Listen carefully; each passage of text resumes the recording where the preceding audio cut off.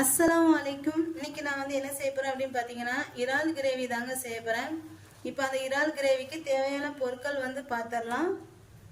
நான் 1/2 kg இறால் எடுத்திருக்கேன். இது நான் நல்லா சுத்தம் பண்ணி வாஷ் பண்ணி வச்சிருக்கேன்.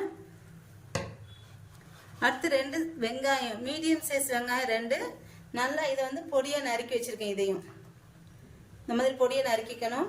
அடுத்து அதே மாதிரி மீடியம் சைஸ் தக்காளி 2, அதையும் பொடியை நறுக்கி வச்சிருக்கேன். அடுத்து கொஞ்சம் கருவேப்பிலை, கொஞ்சம் மல்லி இலை, ஒரு 2 பச்சை மிளகாய்.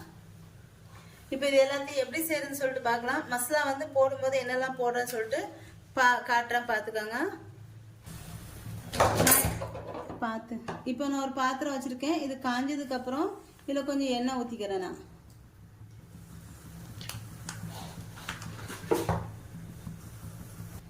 இதோட இஞ்சி பூண்டு பேஸ்ட் 1 ஸ்பூன், ஒரு ஸ்பூன் எடுத்துக்காங்க.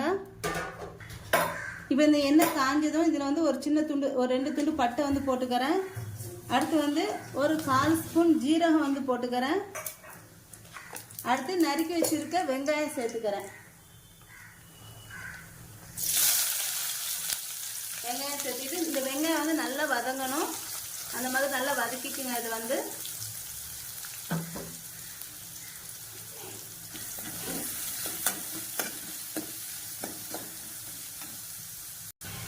இந்த வெங்காயம் கொஞ்சம் வதங்கினதுக்கு அப்புறம் இதுல கருவேப்பிலையும் பச்சை மிளகாயும் சேர்த்துக்கிறேன்.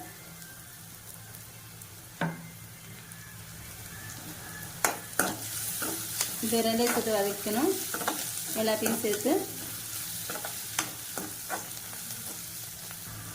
இப்போ வெங்காயம் நல்லா வதங்கிடுச்சு. இப்போ இதுல நான் இஞ்சி பூண்டு பேஸ்ட் சேர்த்துக்கிறேன். இஞ்சி பூண்டு பச்சை வாசனை போக நல்லா வதக்கிக்கணும்.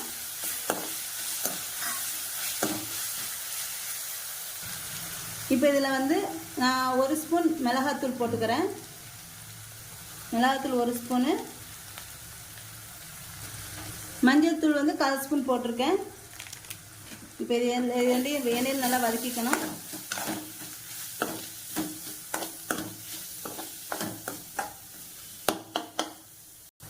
அடுத்து மல்லித்தூள் ஒரு ஸ்பூன் போட்டுக்கிறேன்.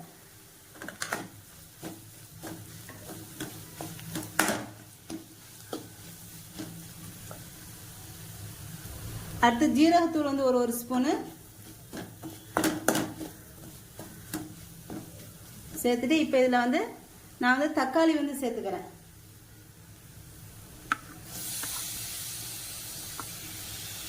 அடுத்து கொஞ்சமாக மல்லித்தலை,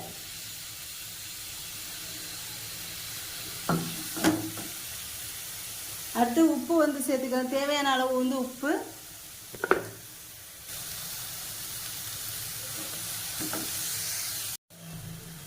இப்போ இந்த தக்காளி நல்லா கரையணும். கரைஞ்சதுக்கு அப்புறம் இதில் இறால் சேர்த்துக்கலாம். நம்ம உப்பெல்லாம் சேர்த்தாச்சு. இப்போ இந்த தக்காளி நல்லா வதங்கட்டும்.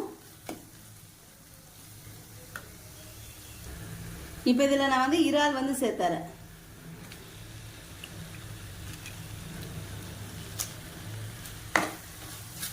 நான் 1/2 கிலோ இறால் எடுத்திருக்கேன். இந்த கிரேவி கீ ரைஸு, ஒயிட் ரைஸுக்கு 2க்குமே ரொம்ப நல்லா இருக்கும். தோசைக்கும் நல்லா இருக்கும்.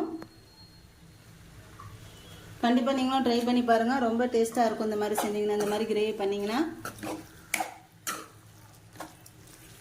இப்போ இதில் தண்ணியெல்லாம் ஊற்ற வேண்டாம். ஏன்னா இந்த இறாலில் தண்ணி ஊறும்.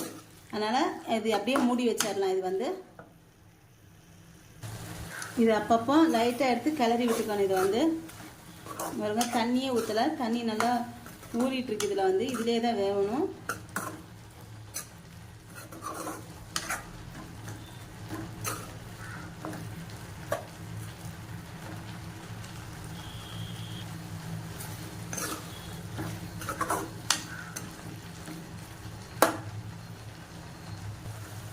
அவ்வளோதாங்க, இறால் கிரேவி ரெடி ஆயிடுச்சு. கடைசியில் கொஞ்சமாக மிளகுத்தூள் ஒரு 1/2 ஸ்பூன் சேர்த்துக்கிறேன்.